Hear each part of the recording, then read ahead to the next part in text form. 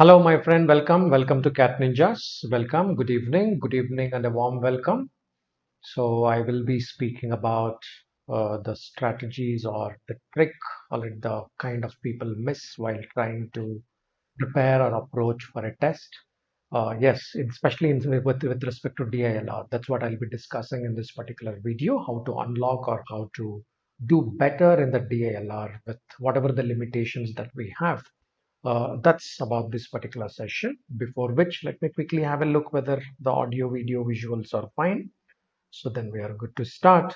And if somebody is there out the other side, if you can confirm, please confirm that audio, video, visuals are good so that we can get started.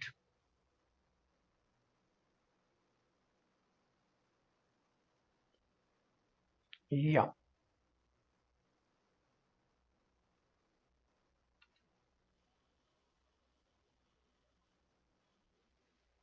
fine. Audio, video, visual sounds fine to me. So we are good to start. I think the audio is also coming out well. Audio is also coming out well. Okay, good evening and a warm welcome. Let's get started on this note. Good evening. Good evening. Yeah, good evening. Join in. Fine, guys. So here I go. Let me quickly introduce myself before I get started. So I am Srinivas Belvi. I'm working since 2017 in 2007 in various test prep industry. That's about 14 years now.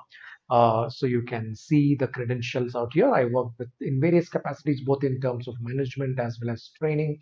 And over a period of time, I met tens of thousands of students. And yes, I did learn some things from them.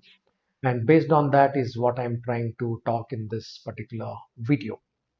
Right, that is the experience of discussing with so many students and guiding them and what worked, what did not work, what are the difficulties, the challenges that the kids generally face. From that perspective, from that background, I'll be talking to you. That's about that. And yes, already if you want to have a counseling with me, or you would like to have a discussion with me or some guidance, so you can always ping me using this particular chat. That's over the Telegram channel. Yes. So what are the burning questions when we look at the DILR section? Yeah. Good evening, Keval. Good evening. So when we look from what are the burning questions? Generally, already people come back, and in the past, people have spoken to me saying that, sir, I take more time when I'm trying to solve a set. That is one of the questions people keep telling me. One of the things people keep asking, is there a way that I can reduce the time on each of those particular sets? So there may be many questions. I'm talking about the most burning questions that I felt the kind of people ask. The second one will be, sir, in the exam, I'm not able to solve them. So they'll come back and say, during the exam, it's not possible, but I just sit after the exam and I'm able to solve that particular set. Yeah. But what happens during exam? No idea. That's the second thing. The third thing that they say during, at least not during the CAT stage, but generally during the practice stage, while they are taking the mocks, etc., in the months of September, October, November, when they write the mocks, often they come back and say that, hey, most of the sets that I'm trying to answer there looks very unfamiliar to me, right? So I do something, but what I see there are something else, right? So in this particular video, we are trying to address some of these particular concerns. In fact, all these three concerns. By the end of it, you would be clear as to what are these kind of concerns. And in between, you guys also have any other concerns, you can always put that in the chat. You can put it in the chat. So I will try and see and answer that particular question. So if you have something which is pertaining, which is kind of holding you and troubling you, you can put that forth, and then I will try and answer it as well during the discussion. Yeah, and coming to this, so look, if whenever you are taking a test, there are two parts I'll be discussing. One is the preparation part, the one is the test part. More I will discuss from the test part. Certain things what we cannot change on the test day is your knowledge and the time available for that particular section. The third one is the energy or the alertness you have on that particular day at that point in time, right? So these are the three common commodities that we have. So even using this, right? Yeah. So how do we, how even using this, all of these three common parameters, which means unchanging parameters on that particular day, how do you actually score better? Which means these are the limitations. Knowledge I cannot change, the time per section I cannot change. In a CAT like exam, I'm speaking from the background of CAT. right? Because in some other exams, the whole paper time is fixed, but then within the time you can allocate the time within that particular paper for a section within the given amount of time. For example, ZAC, there is no sectional time.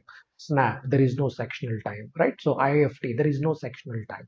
There are papers with no sectional time, and there are papers like NMAT and CAT which have some sectional time, right? So that's what when I meant by limited by time. Sometimes I meant that based on the exam that you are writing, right? Energy and alertness levels, that also you cannot change on that particular day. So one way to ensure that you are very alert and very energetic while writing a mock or a full length test could be one way to ensure that is sleep well the previous day, previous night, before the test. Sleep well, eat well, maybe, and then like ensure that you are writing the test at the best part of the day, not in mock. Especially some people write late in the night. Don't do that. I'll let now write it during the actual CAT timing. In the sense, write it during the daylight. Try and see that you write it during the daylight. That's very important. Okay, now before I go and answer some of these burning issues, let me quickly do some announcements. Yeah, as you know that, okay, as you know, Unacademy offers two kinds of subscriptions. One is a plus, the other one is a iconic subscription. Yes, these are the features of the plus subscription. It comes with structured courses and the classes. Not only that, you have structured weekly tests, both sectionals as well as the full length test. And you get the study material along with the notes, some highlighted notes with the animations, etc., so that you can use it. You use it for your revisions as well, right? And along with, when you look at the iconic is a more one-to-one kind of guidance. Technically, it is more customized one-to-one kind of program, to where you get a customized study planner. You can speak to your mentor, get a customized study planner. When I look from the mentoring perspective, if you are filling some forms, etc., you can also take guidance from the people while filling your SPJN form or IFT form, NMAT SOPs, etc. So that's where you get that one-to-one mentorship, not just with respect to your aptitude, but also with respect to the non-aptitude areas in the sense of form filling, all of that stuff. So iconic is more to do with one-to-one interface. Yeah, there are three types of subscription. 6 months preferred for 21 CAT 21 students, CAT 22 kind of students, 22 or 23. So it suits those kind of students. And so if you use the code Belvi 100, you will get 10% additional discount on the listed prices of the subscription. Right. So similarly on the iconic as well. Yes, iconic does appear like, okay, the prices are a little premium. Yes, because you do get so much of one-to-one live mentorship with respect to doubts or with respect to concepts, or it can be with respect to applications, the SOPs, all of that. So therefore, that takes whole load of time that is required. So that's kind of a background. That's with the iconic out there. Yeah. Yes, the prices are set to rise a little bit from 16th of this particular month. So you can, if you're willing, if you're looking at something, you can make the subscription before. Yeah, these are some of the batches which are launched, one for 21, and there are a couple of batches for 22, and some of the finest educators are taking some of these courses. You can take a look at them. And that's about the announcements. Here we go with the approach. Yeah, I won't take much time today. So I just strategy session, I will take about 20 minutes from now. We should be able to wrap it up. Meanwhile, if you guys also have some burning questions about DILR section, especially, you can put it out there. Number one, all right. So when you look at this, so first you got to understand yourself. A lot of people start the test without really understanding themselves, right? In the sense, be it with your preparation or be it with your test. First, understand that do you like the numerical data or do you like the less numerical data or non-numerical data? That's important. Some people like numerical data, some people like non-numerical data. Hone your skills, all right, on either side, but then first understand a little bit about yourself, because some people are very inclined towards numerical data, then some kind of test suit you. Some people are highly inclined towards non-numerical data, then there is another type of test which kind of suit you. So that's the reason that sometimes you write a whole load of exams. But if one particular test that you are approaching is highly numerical, but you are not great at numerical, then you may have to develop that skill, right? The other type of test that you are trying to follow is highly non-numerical, which means it is not about number crunching. More often it is non-numerical, heavy on reasoning. When I meant non-numerical, I meant that very heavy on reasoning, LR kind of puzzles or reasoning kind of DI. Then you may have to hone that skills, right? Technically, we will be either numerical or non-numerical kind of people. So between these two, to one of the two categories. But first, look at the test. What is the test requirement? And try and develop that skill, hone that side of the skill as well. If it is naturally in favor of the skill that you have, then there is no problem. All right? Yeah. Coming to the composition of DILR section, if you want to take this, I will put them into three portions. I will put them into three portions. DI calculation based, you might find sets based on this. DI reasoning based, that's another side that I put it. Then pure LR sets. These are the three types of sets is what you are going to see in the exam. Take a look at previous 4 or 5 year papers. You can classify the paper into these three areas. There is a DI set, heavy on calculation, along with the calculator, but do they still give the calculation based set? Yes. So DI, there is a reasoning based set, right? So that's less to do with calculation, but more to do with reasoning. And you have the third part where you have the LR kind of sets. Now these are the three types of sets that you find there. Okay, what is the composition? If you are looking at a CAT kind of paper, it is heavy on these two areas, maybe much lighter on this particular area. It is heavy on the other two areas. Exam to exam, it may differ, but I'm taking CAT and the perspective today while I'm talking. While I'm talking ZAT as the perspective or IFT as the perspective, we will kind of try and see. Right. But then from the practice perspective, I am trying to say that while you are practicing, you got to practice all three types of sets. But your timing can change, which means how many calculation based I should solve, how many reasoning based I should solve in a week, how many LR kind of sets I should solve in a week. That can change from person to person based on your strengths. But ensure that all these three ingredients go into your preparation, right? That's something probably you may have to keep it in mind.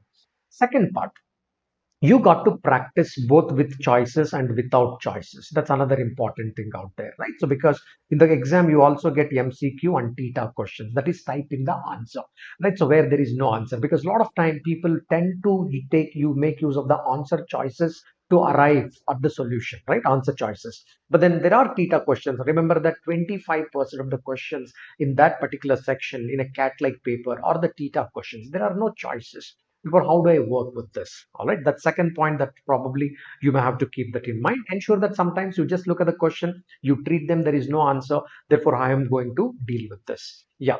And then there is always this between the sets, in the sets, there is always a mix of easy, medium, and difficulty level, but difficult kind of sets. All right. This is the composition of the DILR paper. Simply put, we all understand this, but you need to be a little kind of clear. Yeah, why I'm talking about this, I will come to it. Therefore, once I understand this is the composition, that is when your fight starts in the exam. When you sit in the exam, now these are the three common parameters that you know that, okay, so I will encounter some calculation based set. I am going to encounter some reasoning based set. I am poised to encounter some LR sets. Even before you start the test, you know that, okay, there are sets which are heavy on MCQ.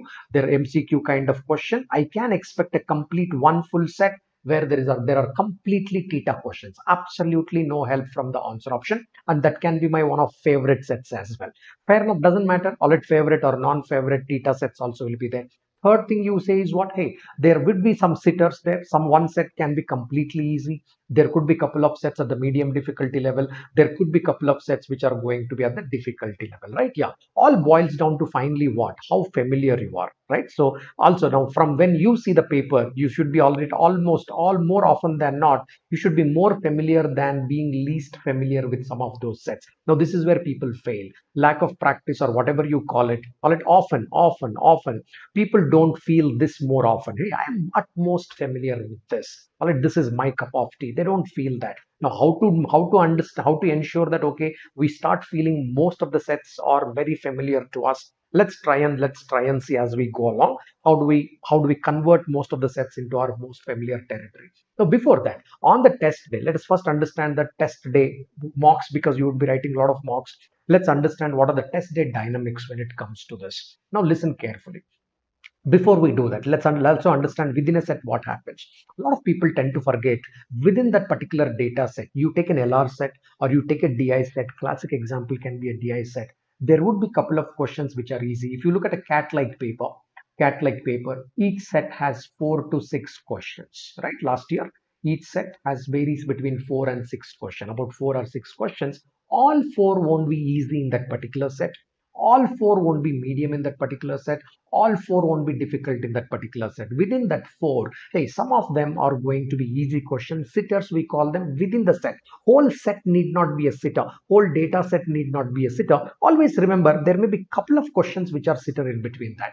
There may be few questions which are at the medium level difficulty, and some questions are genuinely difficult. Although the set is very easy to understand, it is exhaustive. Some questions are going to exhaust us, right? That's something that probably we may have to keep it something in mind within the set. A lot of people miss that orientation. They only look at the superficial picture. Hey, this data looks very unfamiliar. This data looks very difficult to arrange. But the point is, there may be some easy question within that data. You do about 20% of it or 30% of understanding of that particular set or organizing of that particular set. You may be able to do a couple of questions. Quite possible. See, that is something that you always remember or keep at the back of your mind. Okay. Second one, some people have an active approach. Some people have a very passive approach. This is very, very important. What do you mean by active approach? Always start by saying the moment you took a DI set, never start by saying that if there are four questions, I will solve 4 out of 4. That is not an active approach, because then you will not calibrate the question, which is the difficult question there,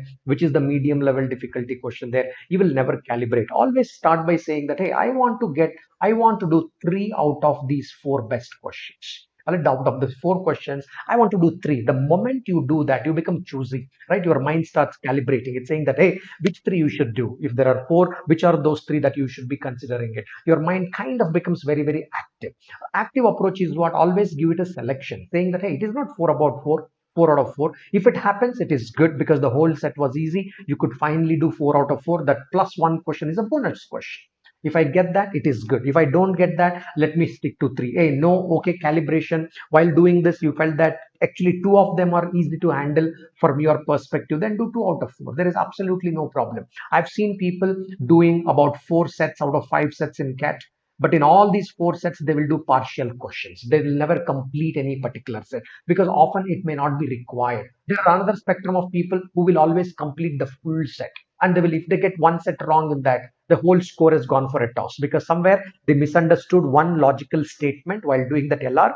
Just because they misunderstood, the whole set can go for a toss, very likely, right? Yeah. So I'm not saying which is the better approach between the two. All I'm trying to say is what? Hey, you be active, take an active approach, don't take a passive approach. What I meant by active approach, what I meant by active approach is always say that I don't want to do all questions 4 out of 4 in that particular set. I always want to do maybe 3 out of 4. The moment you say 3, your mind would now say that which are those particular 3, which are the easy ones there, which are the medium ones there, which are the difficult ones there. It becomes active. You suddenly activate that particular switch. Remember to activate that particular switch. One reason you should avoid the difficult questions is it will tire you out. It will tire you out. That is the reason. It is not that it's not possible to do. It simply makes you tired. It simply makes you tired and you have another set to come. You have another section to come after this QA section to come. It simply makes you tired and your efficiency in the exam will come down, right? Therefore, try and kind of avoid it. So that should make some sense there. Okay, now we understood the composition of the paper. We understood the composition of a section. Now getting into the section planning, a lot of people get this wrong. That is where their whole problem starts. Because they kind of get this wrong, they will not be able to understand what is happening there. Listen, there is always a planning time. What I said, I told you in the beginning that, hey, there are these 5 sets. Right, in the CAT last year there were 5 sets. There are 3 sets with 4 questions and 2 sets with 6 questions. I'm assuming this year also it would remain same 5 or 6, whatever be that particular number. Right now, these are the 3 perspectives with which you are looking at this particular set. Alright, any of these 5 sets you are looking from this perspective. What does it mean to us? You are looking at a set from the perspective saying that, hey, is it a calculation based? Is it a reasoning based? Or is it a LR based? In the sense, is it a DI with a calculation, DI with a reasoning, DI with a LR? I'm not suggesting that you will make this matrix and start filling this. No, I'm not saying that. First, understand what is the composition of this paper. How many calculation based sets are there? How many DI calculation based, DI reasoning based, and DI LR based or LR based sets are there? First, take a note of that. Quickly run through the questions. You don't have to run through every single question. You just have to click you know that either a question is a four or there may be four questions in a set or 6 questions in a set. Click on the appropriate button and figure out what are the kind of composition. Second time, while you are doing that, go ahead and read a little bit about that particular data to understand, are you most familiar with the kind of set? Are you least familiar with this kind of set? This is very, very important. what is my familiarity with respect to these five sets? How many? You may say that first set, I'm just not familiar, I'm least familiar. You may say that third set, I'm least familiar. Fair enough. At least you understood that I don't have to park my time.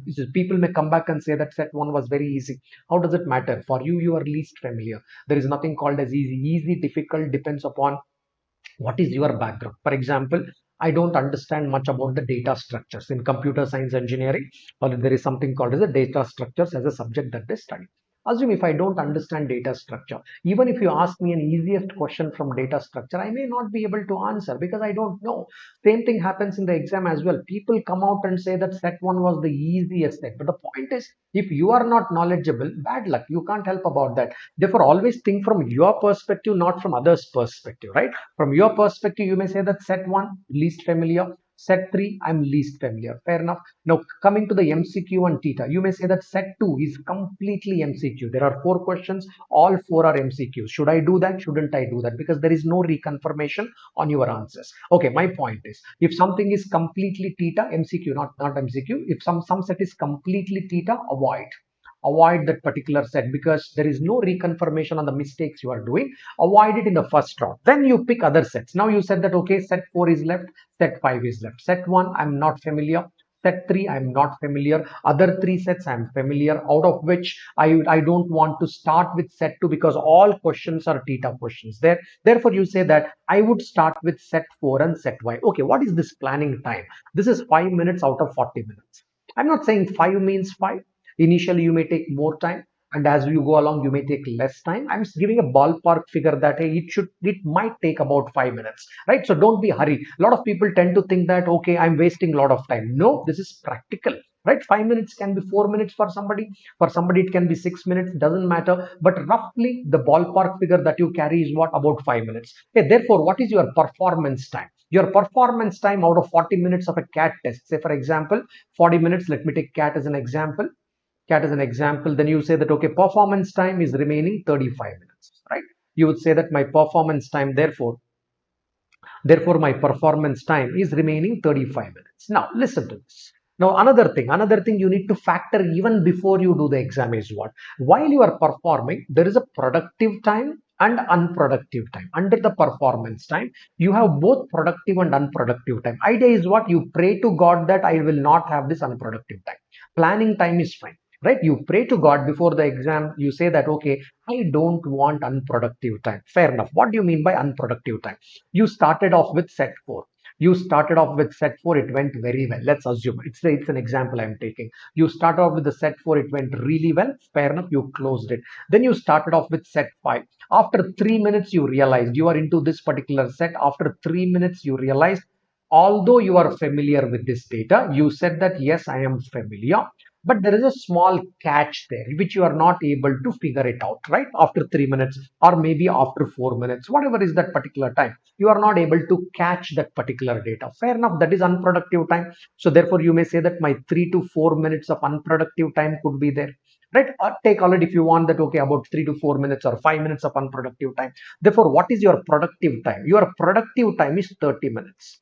What happens in the mind is a lot of people don't look at the productive time as 30 minutes. If you get anything more than 30 minutes, trust me, it is bonus, right? Trust me, it is bonus. Now whatever you want to do has to be done in 30 minutes. Generally the sets in CAT are designed in such a way that it will take about 7 to 8 minutes to resolve, right? About 7 to 8 minutes to resolve based on the pace. Some people may say that no, I took 10 minutes to do it. Fair enough, that is your capacity. But otherwise, generally those who want to get into the top notch IIMs, the design is in such a way that they should take around about 7-8 minutes. Now these days we have 6 question sets as well. If it is a 6 question set, maybe 8 to 10 minutes, because you have more questions, you need little more time to resolve those questions as well once you get the data structure in place, right? Yeah, okay. So if you look at this, if you say an average time between these two, I could call it as 9 minutes or 8 to 9 minutes per set.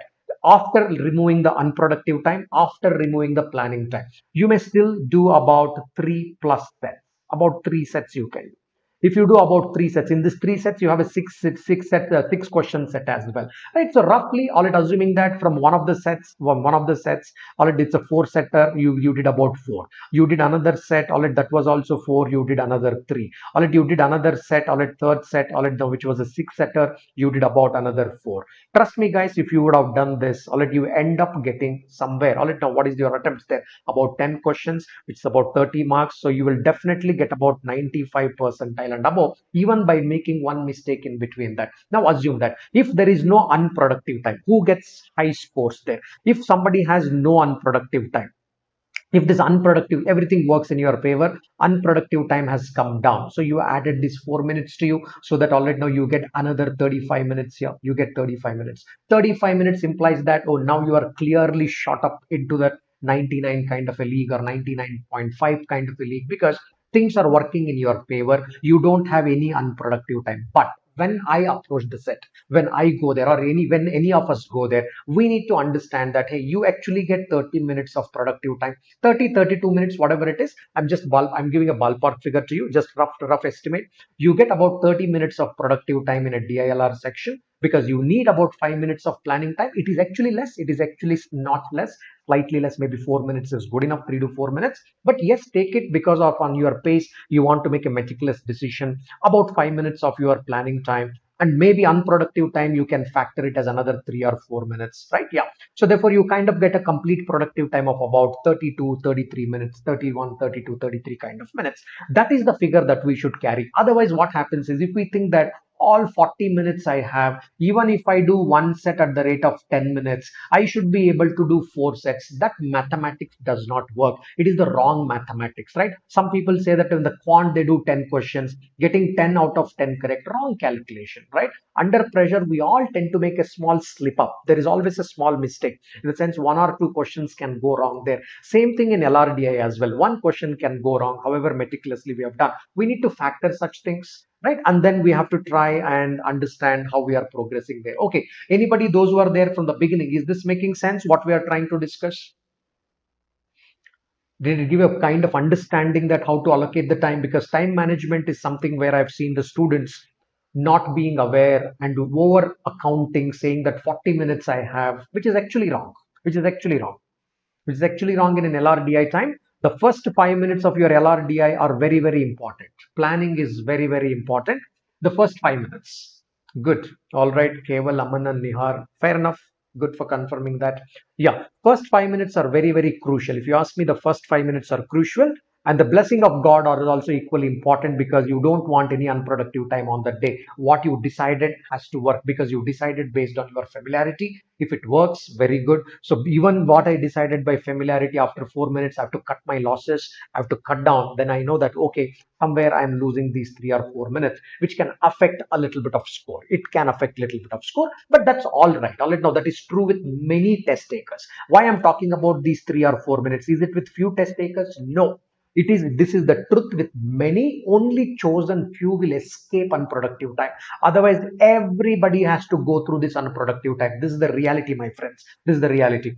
Fair enough. Okay. Now, having understood the test composition, having understood how to handle a set, then having understood how to handle the time. These are the three parameters we kind of handled it. Coming to your preparation, therefore, okay. Now, there are two things. This is on the test day. Whatever we did so far is on the test day. What is happening? What should be happening on the preparation day? Let me quickly summarize. I already spoke about this. All three types. What are the three types? DI with calculation base, DI which has a reasoning base, and DI, and then LR, and then logical reasoning. There is not too much of numerical data. Now all three sets. Now how much time I should spend in a week on all these particular sets, up to you. But don't be out of touch with any of this, because the CAT gives all three types of thing, all these three categories.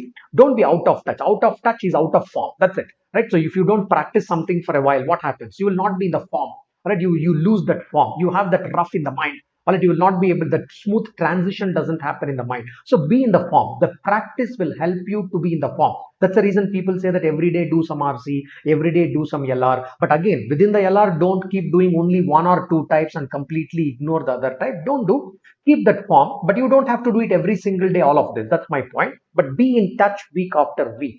Second thing, while practicing, practice both traditional set as well as non-traditional set. Hey, what are the traditional set? For example, when you are learning something about Venn diagram, you are learning something about cubes, you are learning about something about the arrangement. All these are pretty traditional ones. There is nothing untraditional about it. These are all traditional wisdom or traditional ways of the logical patterns, right? Traditional DI, that is the bar graph, trying to deal with the mixed charts, right? Trying to deal with the pie graphs. So all these are pretty traditional ones. Hey, what are the non-traditional ones? Suddenly you see some particular data set which is just made up of some critical aspects out there. There is no actual wisdom to deal with it. In the sense, hey, there is one particular table, lot of missing data, about 50%, some 30% data is filled, remaining 70% is not filled. He gave 1, 2, 3, 4 statements. He's trying to quiz us based on that. Yeah, this is untraditional, because it is not about a table, all data fixed, some sales figures are given, which year had the maximum sale, between which years there is a 10% gap. That's a traditional set on data. But here also it looks like a table, but see, this has complete logic, completely it can outsmart you. So practice such traditional sets as well. A reason being what?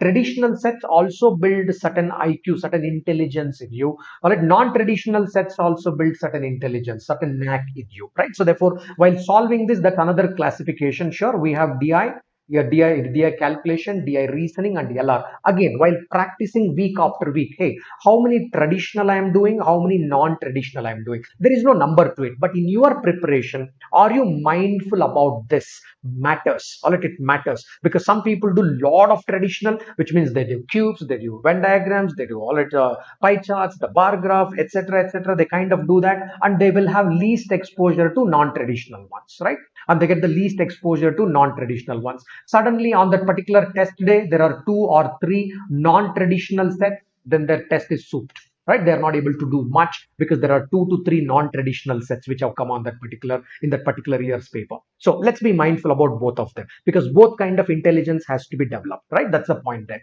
Okay, coming to the resources, whatever the resource material you are using, right, be it tests or be it the material that you are doing, it has to give exposure to varieties. It's very important.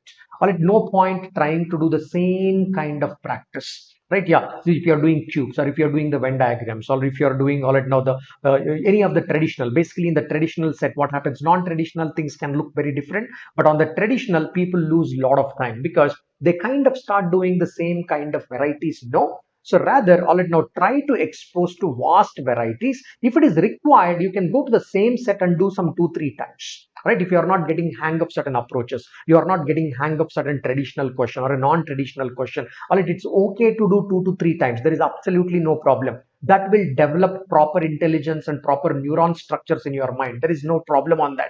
But the point is, get the exposure every time you sit for a study, week after week. You should do something new every time you sit. All right, every week, maybe every day need not be new. If every day something new, if you do it, is good. But week after week, when you look back, you should say that, hey, this is what the new thing I learned in the non-traditional, this is what the new thing I kind of learned in the traditional, new exposure I got. The exposure need not be pretty unique or widely different. It should give small change. The exposure can be incremental, not all it. I'm just talking about the incremental exposure. It is not necessary that exposure is widely different, not necessarily. If it happens, good, or otherwise at least look for the incremental change in the exposure with respect to traditional as well as the non-traditional set. If you keep these parameters in mind, if you choose your resource material properly, which gives a wide, which gives a right kind of exposure to varieties, all right, and then if you practice, if you keep every week saying that I want to do some traditional as well as some non-traditional,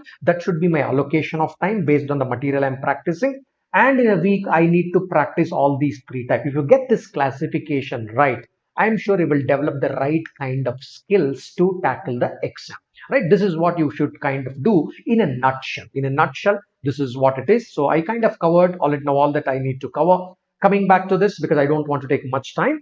Yeah, tomorrow at 10 o'clock, tonight at 10 o'clock, I'll be doing a lecture on profit and loss using the multiplier as a tool. So let's come and see how we will tackle some of the CAT questions using this particular tool. Tomorrow morning, 10:30, that's in the AM.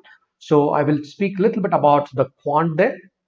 So what kind of portions people leave, because closer to the exam, some people say that, can I leave some portion? What are the kind of portions I can leave? I will just speak a little bit about that. Or if you want, you can come live and ask me some questions out there, right? Yeah. And tomorrow afternoon, I'll be talking one of the very important theorems from the Venn diagrams. Watch out, all that's going to help to build further understanding about the maxima and minima of the Venn diagrams, because a lot of people kind of neglect this particular theorem, and because of that, maxima minima kind of appears sometimes very, very difficult. Yeah, so that's pretty much that what we'll be doing tomorrow. And if you have liked this particular video, helped you at least to understand something, get some insight into what we are trying to do, you can always click on the like button before you leave and share the video with your friends. Let them also watch and get benefited. And yeah, and if you are not on the Unacademy platform, you would like to be on the Unacademy platform, you can download the app, because I'll be doing one of the modules that's also special. Already it is a free special classes, that's free, but you got to do it on the app. For that, you may have to download the app. So while downloading the app, if it asks for a code or a key, you can use Belvi 100 as the code, as the key, and then you can download it. So I am planning to launch an algebra course or a PNC course at 11 a.m. Sorry, it is at 11 a.m. Right, at 11 a.m. from the coming Tuesday. I think 7th is Tuesday. If I'm not wrong, I'm planning it on a Tuesday. Dog did not get saved, I guess. Yeah. So that's pretty much about today's thing. Yeah. Any questions you can ask me here? Quick couple of questions. Anything? If something I've not covered and you want me to cover, you can put it here. Or if the live chat, after the live chat gets disabled, you want to put it in the offline chat as well, the comment section. You can put that comment. I will try and answer some of your queries out there. I hope all it. Otherwise, by and large, what we discussed is of some help to you.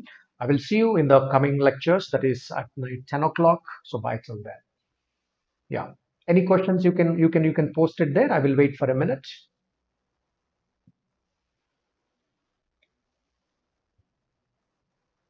Any specific question you can post it.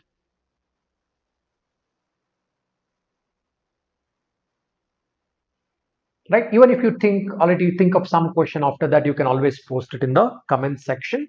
Comment section. Then from there I will kind of try and address that. Yeah.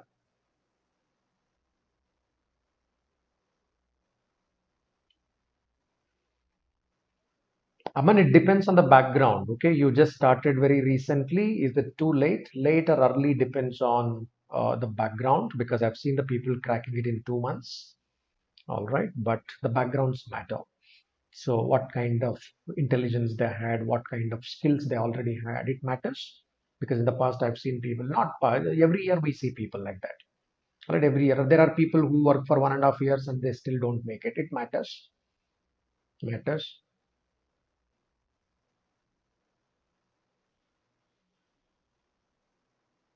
Right. Yeah. Praneeth, rather than free material, I suggest that either you solve the previous year CAT papers or buy any structured material. Free material need not be structured every time, right? Yeah, fair enough. All right. So that brings to the closure of the lecture. Yeah. Bye, everyone. So I will see you. Yeah, I will see you at 10 p.m. tonight and also at 10:30 in the morning. Bye till then. Stay blessed.